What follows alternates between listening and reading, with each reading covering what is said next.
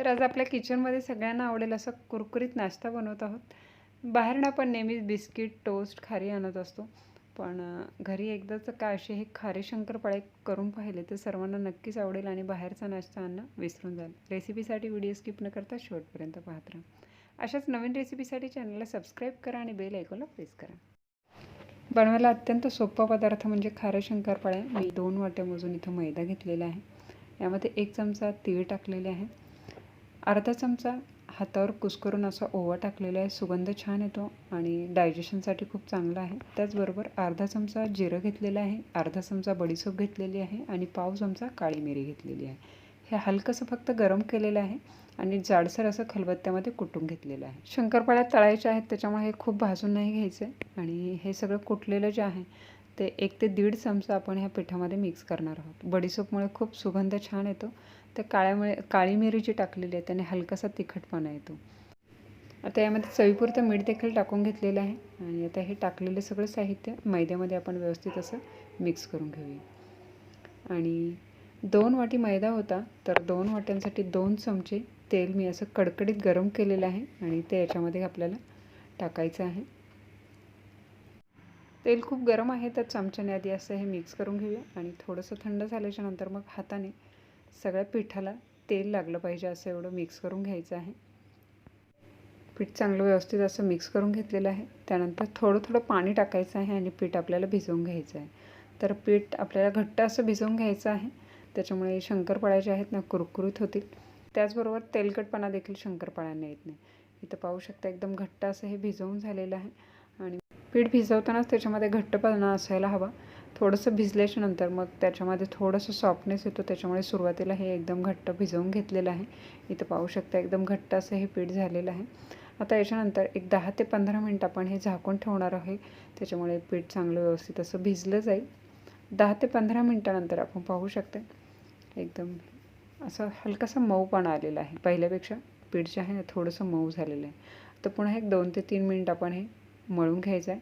तर हलकासा तेलाचा वरून हात द्यायचा आहे आणि पीठ पुन्हा मळून घ्यायचं आहे. एक मऊपणा जेवढा आपण हे पीठ मळून घेऊ तेवढी शंकरपाळी जी आहे ना आपली एकदम कुरकुरीत खुसखुशीत अशी होते. खायला छान लागते आणि व्यवस्थित मळल्याच्या नंतर पिठाचे असे गोळे करून घेतलेले आहे आणि एक एक गोळा जो आहे आपण लाटून घ्यायचा आहे. इथे पीठ एकदम घट्ट आहे आणि व्यवस्थित असं हे पीठ न लावता आपल्याला हे लाटून घ्यायचं आहे. इथे पाहू शकता पीठ न लावता देखील हे अगदी सहजपणे हे लाटलं जात आहे. कुठेही चिकटलेलं नाही आहे. दुसरी महत्त्वाची गोष्ट लाटताना ही जी आपण पोळी बनवत आहोत ती एकदम पातळ असावी. या पद्धतीने हे सगळं लाटून घ्यायचं. जेवढं पातळ लाटता येईल तेवढं लाटून घ्यायचं आहे. आता हे लाटून झालेलं आहे. त्यानंतर आता सुरीच्या साहाय्याने आपल्याला हे कट करायचे आहे. कट करताना आपल्या आवडीच्या शेपप्रमाणे आपण कट करू शकता. इथे लाटताना थोडंसं मी असं चौकोनी आकारामध्येच लाटलेली आहे. तर या पद्धतीने 1-1 इंचाचं अंतर ठेवून असे उभे काप मी या पोळीला देत आहे. उभे झाल्याच्या नंतर या पद्धतीने पुन्हा आडवे असे देत आहे. मी असे लांब सरळ काप केलेले आहेत. त्याऐवजी तुम्ही शंकरपाळ्याचा जो आकार आहे त्या पद्धतीने कापू शकता.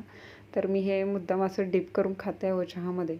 त्यासाठी मी अशा ह्या लांब उभ्या कापून घेतलेल्या आहेत. आपल्या आवडीप्रमाणे कुठल्याही शेपमध्ये तुम्ही कट करून घेऊ शकता. तर याच पद्धतीने बाकीच्या देखील शंकरपाळ्या ज्या आहेत त्या आपल्याला लाटून घ्यायच्या आहेत. हे लाटल्यानंतर काढायला देखील सोपे आहेत.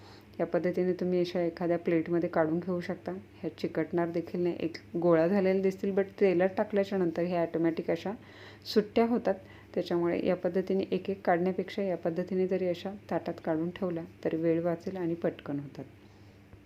बाकीच्या देखील शंकरपाळ्या अशाच आपण लाटून ठेवणार आहोत आणि त्यानंतर आपण एकदम तळून घेऊ शकता किंवा जर मदतीला कोणी असेल तर एका साईडला लाटायचं आणि दुसऱ्या साईडला तळायचं असं देखील काम होऊ शकतं. तर लाटून आणि कापून सगळ्या झालेल्या आहे. आता तळायचं काम करूया. तळण्यासाठी एका कढईमध्ये तेल गरम करून घेतलेलं आहे. एक शंकरपाळीचा तुकडा टाकून बघितलेला आहे. व्यवस्थित असा तळलेला आहे. तर तेल देखील आपलं म्हणजे व्यवस्थित तापलेलं आहे. तर बाकीच्या तळायला घेऊया. टाकताना आपण डायरेक्ट सगळ्या जरी सोडल्या तरी त्या व्यवस्थित अशा सुटसुटीत होतात. एकमेकाला अजिबात चिकटत नाही. आता हे पहिल्यांदाच आपण टाकत आहोत त्याच्यामुळे थोडेसे 5 ते 6 असे एक एक करून टाकत आहे म्हणजे तेलाचा देखील टेम्परेचरचा अंदाज येईल. तर इथे पाहू शकताय एकदम तळल्याच्या नंतर मस्त अशा ह्या दिसायला खारीसारख्या दिसत आहेत. तर खूप देखील मिक्स करायची गरज नाही आहे. इथं हलकासा कलर चेंज व्हायला लागला की आपण आता हे मिक्स करून घेऊया.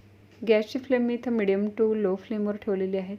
त्याच्यामुळे तेल एकदा चांबलं की मिडियम टू लो फ्लेमवर ह्या छान अशा कुरकुरीत तळल्या जातात. इथे कलर पाहूनच तुम्हाला त्यातला कुरकुरीतपणा जो आहे ना जाणवत असेल. तर इथे कलर चेंज झालेला आहे. तर आता आपण हे काढून घेऊया आणि छान असा कुरकुरीतपणा देखील जाणवत आहे. वा, दिसायला एकदम खारीसारख्या दिसत आहेत. त्याच्यामुळेच मी कट करताना थोडंसं लांब असं शेप दिलेलं आहे. पाहू शकता की ते चालता बोलता सहज आपल्या ह्या खाऱ्या शंकरपाळ्या तयार झालेल्या आहे. नॉर्मल आपण जसं चपातीचं पीठ भिजवतो त्या पद्धतीत काही मोजकं साहित्य घालून हे पीठ भिजवून घ्यायचं आहे आणि चपातीसारखं लाटायचं आहे. भाजण्याऐवजी फक्त आपल्याला हे कट करून तळून घ्यायचं आहे. घरच्या घरी एकदम मस्त असं खाण्यासाठी चहाबरोबर नाश्ता आपला तयार आहे. मुलं देखील आवडीने असं हे डिप करून खातील. सॉसबरोबर खायचं म्हटलं तरी छान लागतात. आणि एक ट्विस्ट म्हणून तुम्ही शेजवान चटणीबरोबर देखील या खाऊन पाहू शकता. छान चव येते. तर घरी करून पहा. आणि जर रेसिपी आवडली असेल तर न विसरता रेसिपीला लाईक करा, कमेंट करा, शेअर करा.